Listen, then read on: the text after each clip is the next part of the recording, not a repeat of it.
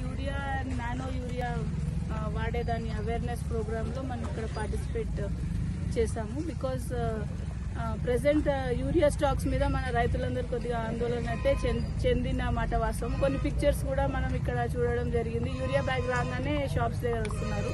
But అవసరానికి మించిన urea మన వాళ్ళు తీసుకొని ఇంటి దగ్గర స్టాక్ చేసుకోవడం వల్ల ఉపయోగం లేదు. ఆ అవేర్నెస్ క్రియేట్ చేయగలిగాము.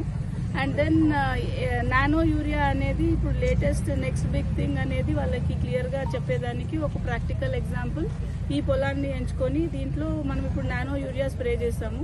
దీన్ని క్లోజ్గా అందరూ అబ్జర్వ్ చేస్తారు. అసలు నెక్స్ట్ ఎన్ని రోజులకి ఈ పొలం రైతు ఎవరైతే ఉన్నారో నానో యూరియాతో పాటు నానో డిఏపి ఇవన్నీ ఇంకా నానో మోడ్లో ఎలాగ చేస్తారు అండ్ అతని మొక్క ఎలా పెరుగుతుంది అనేది ప్రాక్టికల్గా మన వాళ్ళు చూసేదానికి ఇక్కడ మనం ఈ పొలంలో అయితే వేసాము.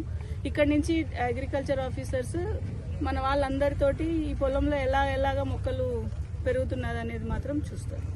ఈ దోనేమున్న వీళ్ళకి ఏమున్నా